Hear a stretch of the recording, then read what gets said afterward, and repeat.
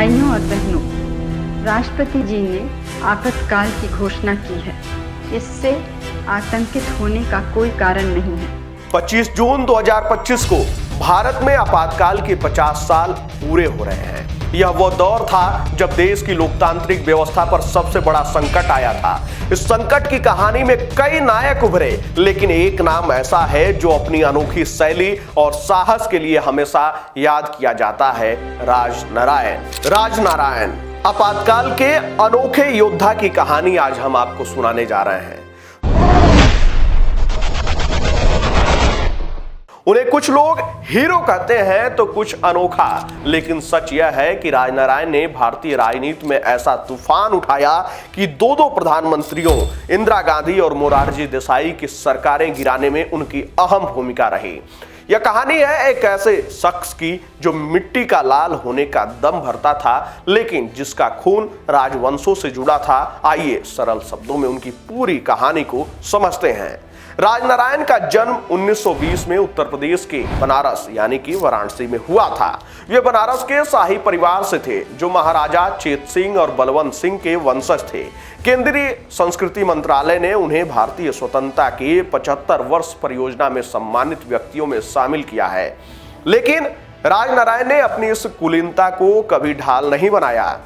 इसके बजाय उन्होंने अपनी संपत्ति और परिवार से दूरी बनाकर समाजवाद और सामाजिक न्याय के लिए जिंदगी समर्पित कर दी। वे एक भारी भरकम कदकाठी के शख्स थे जो मोटे चश्मे और सिर पर हरा कपड़ा बांधते नजर आते थे। कभी पहलवान रहे राजनारायण को मिट्टी का बेटा कहलाना पसंद था। उनकी छवि लुटियंस दिल्ली की चमक दमक से कोसों दूर थी। वे समाजवादी नेता राम मनोहर लोहिया के शिष्य थे और पिछड़ों व दलितों के उत्थान के लिए लड़ते थे। राजनारायण की जिंदगी तब बदली जब उनकी राहें तत्कालीन प्रधानमंत्री इंदिरा गांधी से टकराईं। 1971 में इंदिरा गांधी ने गरीबी हटाओ के नारे के साथ रायबरेली से लोकसभा चुनाव लड़ा। उस समय इंदिरा की लोकप्रियता चरम पर थी और उनके खिलाफ खड़ा होना किसी बड़े साहस से कम नहीं था। लेकिन राजनारायण ने हिम्मत दिखाई और रायबरेली से उनके खिलाफ चुनाव लड़ा। हालांकि वे बुरी तरह हार गए, लेकिन हार उनके लिए अंत नहीं थी। चुनाव के कुछ ही दिन बाद 24 अप्रैल 1971 को राजनारायण ने इलाहाबाद हाई कोर्ट में इंदिरा गांधी के खिलाफ याचिका दायर की। उन्होंने आरोप लगाया कि इंदिरा ने चुनाव में गड़बड़ी की थी। इस याचिका में शीर्ष वकील शांति भूषण ने उनका साथ दिया। उस समय किसी ने इस याचिका को गंभीरता से नहीं लिया, लेकिन यह वही कदम था जिसने भारतीय राजनीति का रुख बदल कर रख दिया।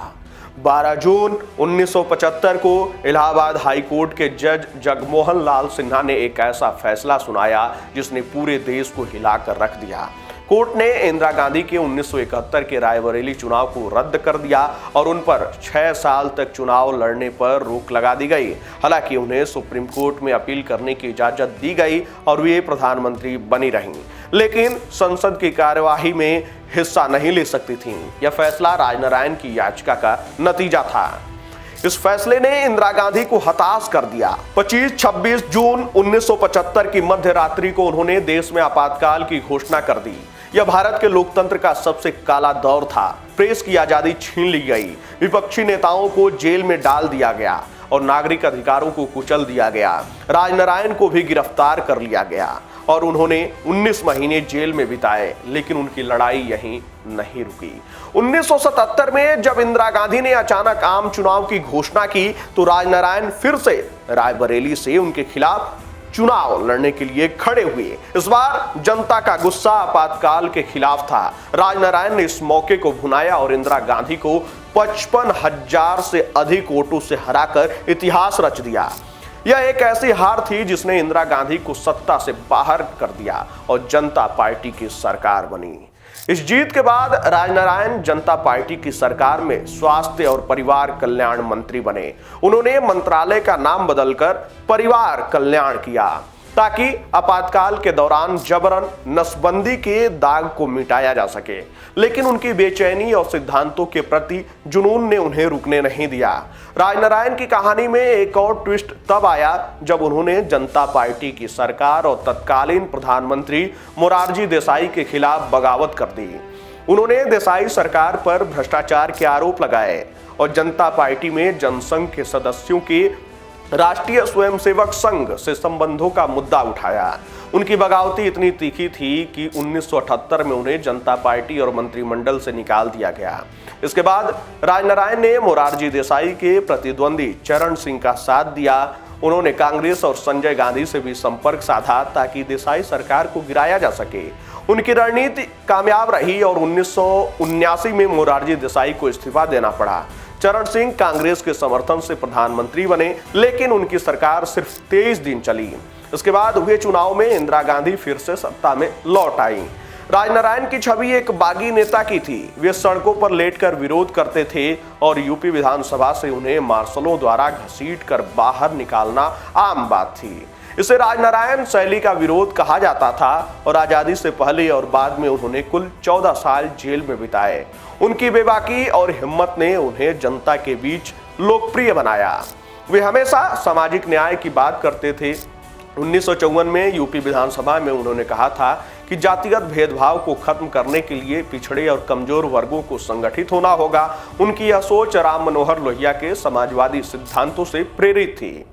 वहीं 1980 में चरण सिंह के साथ भी राजनारायण का रिश्ता बिगड़ गया। चरण सिंह ने उन्हें अपनी पार्टी लोकदल से निकाल दिया। फिर भी राजनारायण ने हार नहीं मानी। 1984 में उन्होंने चरण सिंह के खिलाफ बागपत से लोकसभा चुनाव लड़ा, लेकिन जीत नहीं पाए। 31 दिसंबर 1986 को उनका निधन हो गया। उनके अनुयायी उन्हें लोक बंधु कहकर याद करते हैं। वहीं लेखक धीरेन्द्र श्रीवास्तव और लालजी राय ने अपनी किताब लोक बंधु राजनारायण में लिखा है कि राम मनोहर लोहिया ने कहा था, जब तक राजनारायण जैसे लोग हैं भारत में तानाशाही नहीं पनप सकती। चरण सिंह ने भी माना, राजनीतिक जगत राजनारायण को कभी नहीं भूल सकता। वहीं राजनारायण भारतीय राजनीति के एक ऐसे योद्धा थे जिन्होंने सत्ता के सामने कभी सिर नहीं झुकाया। उनकी हिम्मत, बेबाकी और समाजवादी विचारधारा ने उन्हें एक अनोखा व्यक्तित्व बनाया।